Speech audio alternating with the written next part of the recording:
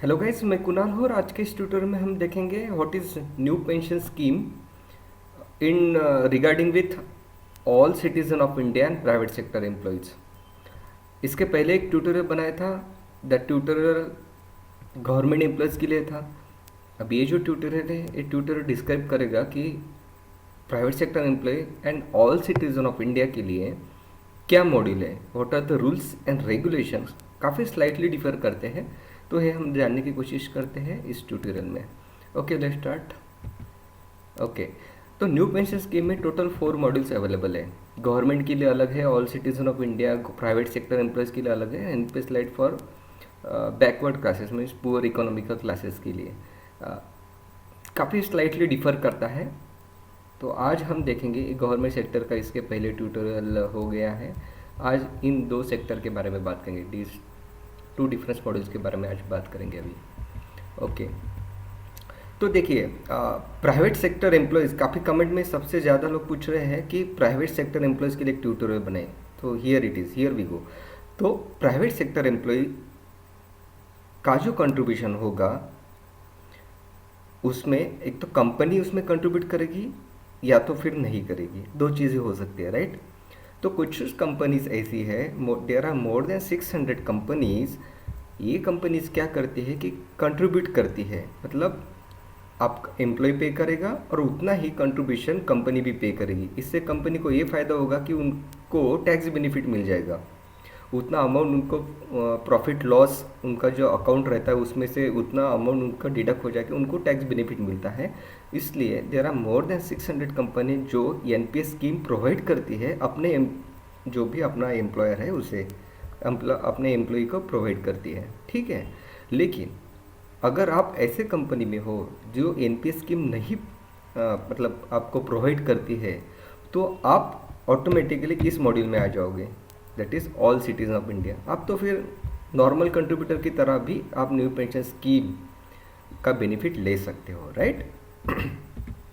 तो अगर आपकी कंपनी एनपीएस आपको प्रोवाइड करती है तो आपको कुछ अमाउंट उसमें कंट्रीब्यूट करना पड़ेगा। 10% ऑफ योर बेसिक सैलरी, उतना अमाउंट कंपनी पे करेगी। उससे ज़्यादा भी कर सकते हैं, उससे कम भी कर सकते हैं, that depends on the company. Government sector के लिए ऐसा है कि जितना एम्प्लॉय कंट्रीब्यूट करता है उतना ही गवर्नमेंट उसमें कंट्रीब्यूट करता है, ठीक है। अब अगर आपकी कंपनी आपके लिए कंट्रीब्यूट नहीं करती है और आपको एनपीएस स्कीम में आपको अकाउंट ओपन करना है, तो स्टिल आप एनपीएस स्कीम में आपका अकाउंट ओपन कर सकते हो। इसमें मिनिमम आपको 6000 पर ईयर आपका जो है कंट्रीब्यूशन रहना चाहिए, minimum 6000 per year. Multiple of 500, मतलब कभी 500 कर दिया, कभी 1000 कर दिया, कभी 2000 कर दिया, तो मल्टीपल ऑफ 500 के टर्म्स में इसमें आपको कम से कम 6000 रुपीज़ इसमें आपको इन्वेस्ट करने पड़ेंगे। इसमें मैक्सिमम लिमिट कुछ भी नहीं है।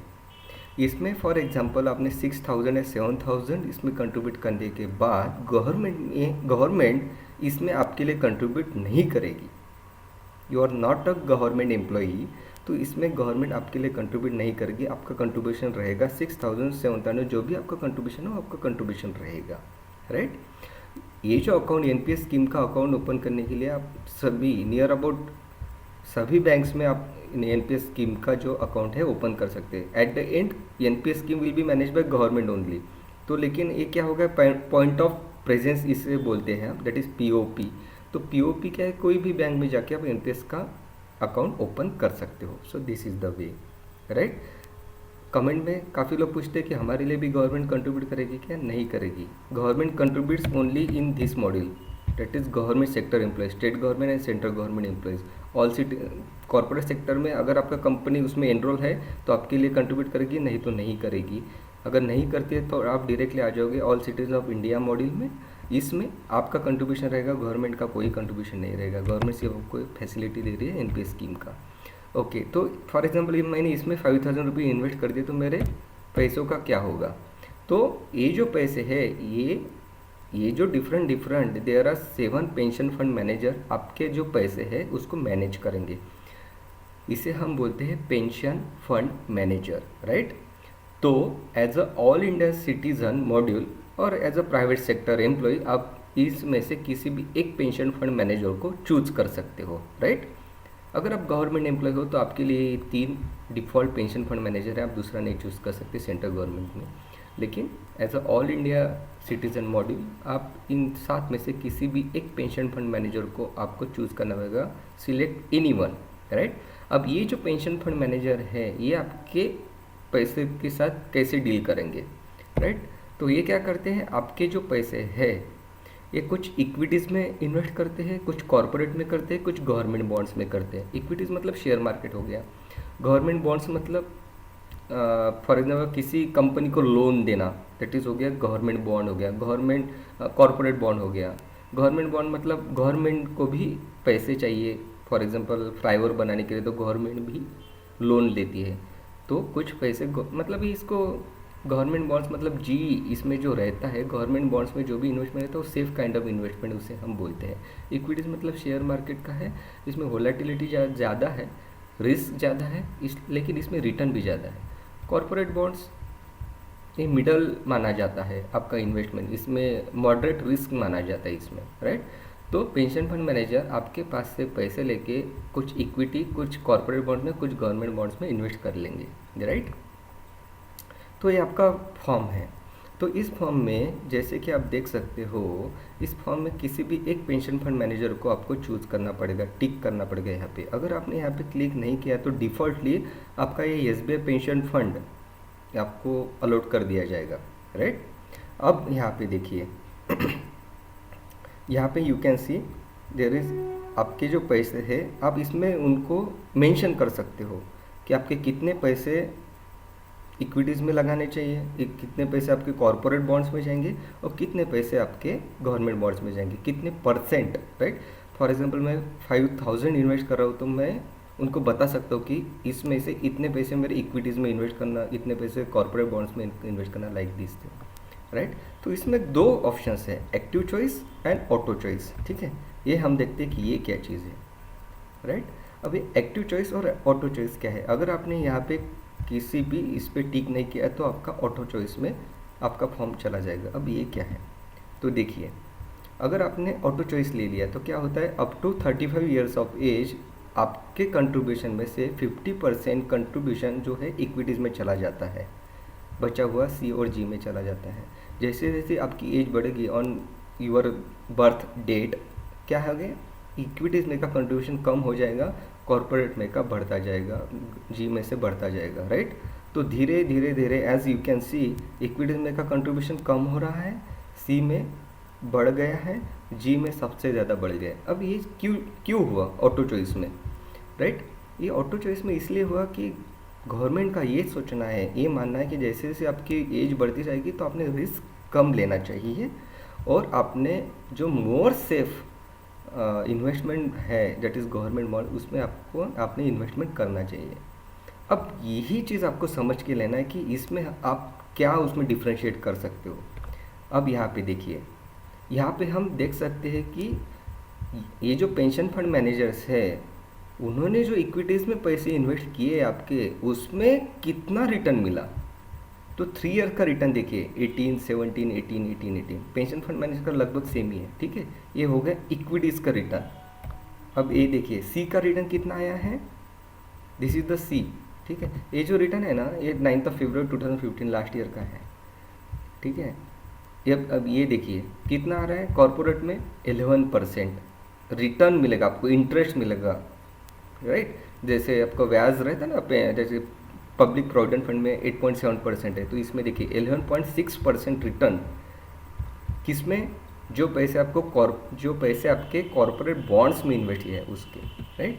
और गवर्नमेंट बॉन्ड्स के देखिए कम है, राइट, 10.8 10.96, मतलब सभी के लगभग सेम ही रहते हैं। तो यहाँ पे आपने क्या देखा, यहाँ पे आपने देखा कि इक्विटीज़ में जो पैसे इन्वेस्टमेंट हो रहे हैं उस पर ज़्यादा रिटर्न मिला, 18 मिला, जो सी में जा रहा है उसमें 11% मिला और जो जी में जा रहा है उसमें 10 मिला। मतलब आप अगर गवर्नमेंट बॉन्ड्स में इन्वेस्टमेंट ज़्यादा रखोगे तो आपको उसमें रिटर्न कम आएगा, गवर्नमेंट का कम रहता है। तो आपके पास ये ऑप्शन है कि आप यहाँ पे एक्टिव चॉइस भी चूज़ कर सकते हो।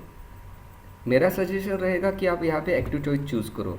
एक्टिव चॉइस चूज़ करने के बाद आपको बताना पड़ेगा यहाँ पे कि भैया मेरा जो है इक्विटीज़ में 50% रखना, 50% से ऊपर नहीं आप उसमें रख सकते हैं, कैन नॉट एक्सीड 50%। मेरा 50% इसमें रखना, 20% 30 या 40% सी में रखना और 10% जी में रखना। अब क्यों, यहाँ पे चलने देना। फिर इक्विटीज़ में जैसे कि हमने अभी देखा है इक्विटीज़ का रिटर्न ज़्यादा है तो आप उसको रखिए ज़्यादा। 50 ईयर्स तक आप इक्विटीज़ में 50% इन्वेस्ट कीजिए, कॉर्पोरेट में 40% कीजिए, 10% गवर्नमेंट बॉन्ड्स में कीजिए। 50 ईयर्स के बाद आपको लग रहा है कि अब मुझे ज़्यादा रिस्क नहीं लेना चाहिए तो 10 ईयर्स, फिर भी आपके पास 60 ईयर्स तक आपका ये जो अकाउंट है एनपीएस का आपके पास है, तो 10 ईयर्स के लिए आप इक्विटीज़ में इन्वेस्टमेंट कम कर दीजिए, मतलब उसका जो कंट्रीब्यूशन है इक्विटीज़ का कम कर दीजिए, सी में और जी में बढ़ा दीजिए।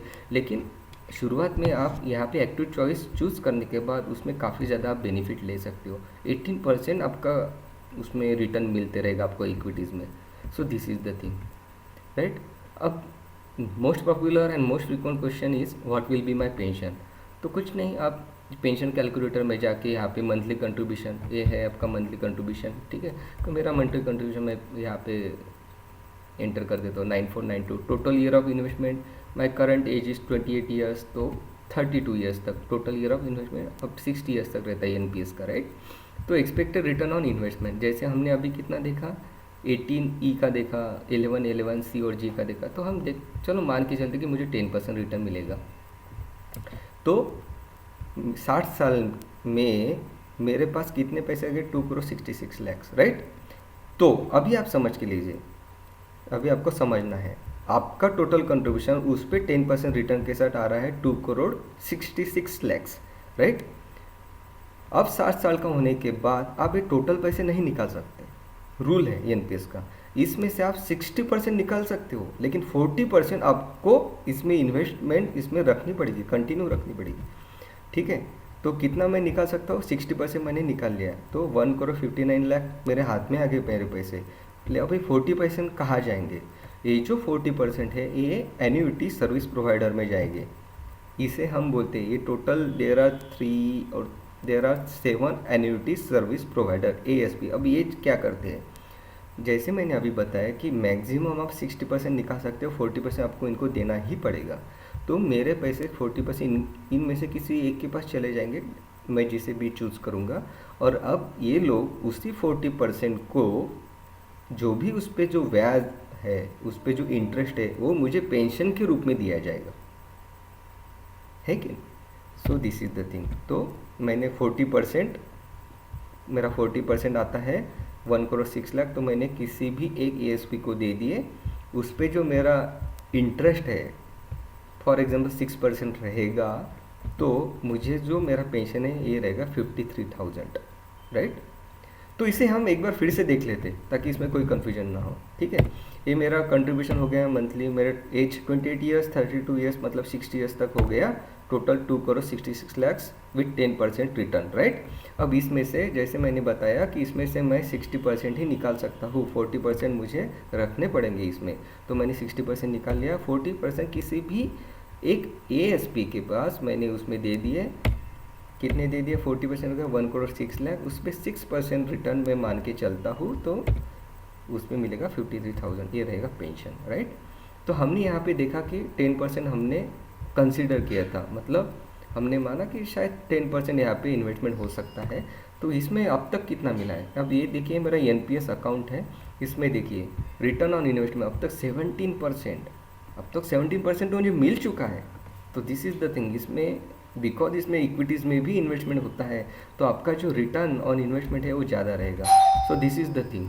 यहाँ पे हम देखते हैं कि फॉर एग्जांपल इसके पहले जो हमने देखा है इसमें 10% of return, but see the next example में we can consider if 15% return मिलता है तो कितना उसमें टोटल कॉर्पस आएगा।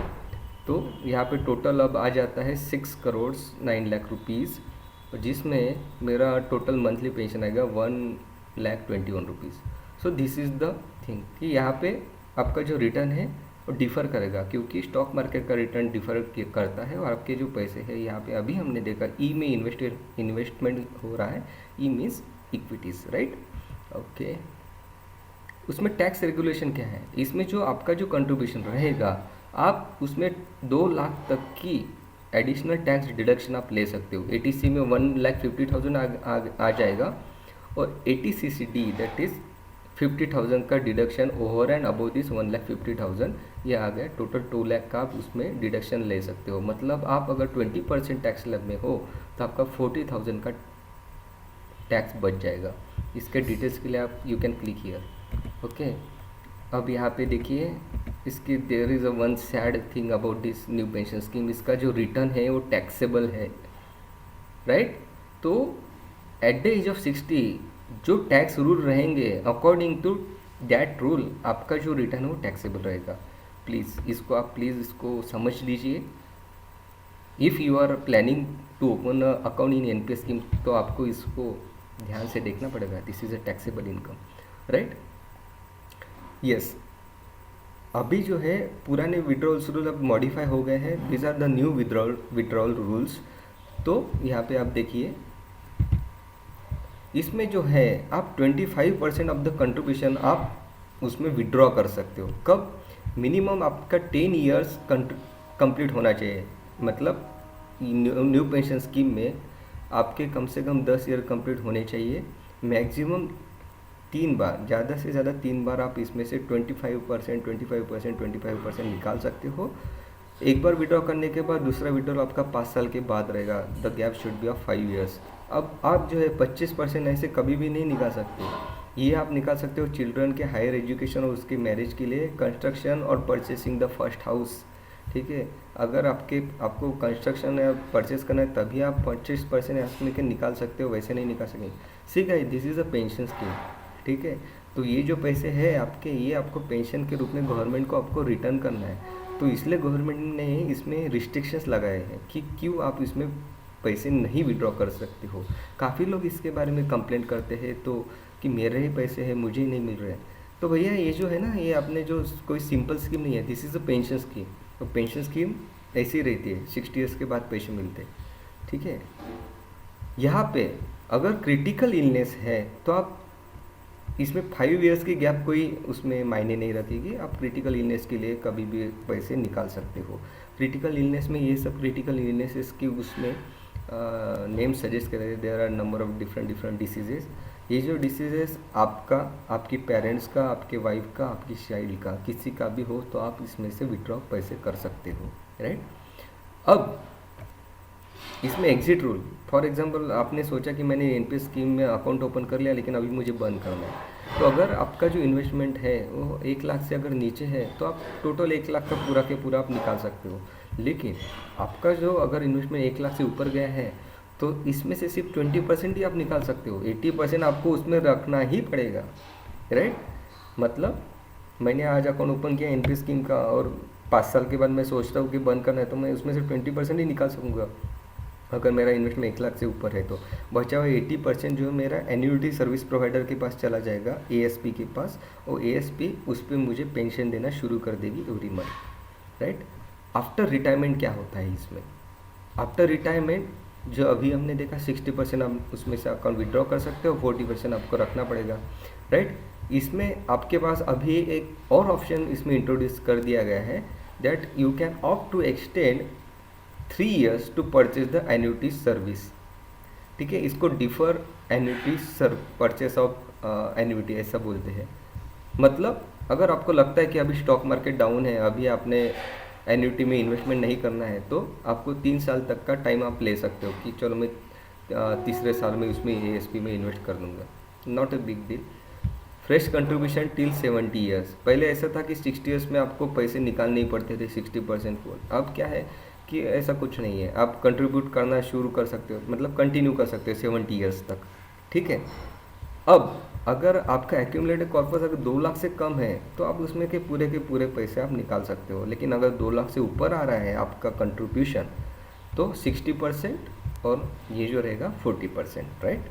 Okay, yes. आफ्टर डेथ अगर गवर्नमेंट एम्प्लॉय है तो उसके नॉमिनी को 80% निकाल सकेगी उसकी नॉमिनी। 20% जो है एएसपी में इन्वेस्ट करना ही पड़ेगा, जिसका इंटरेस्ट पेंशन के रूप में दिया जाएगा, ठीक है।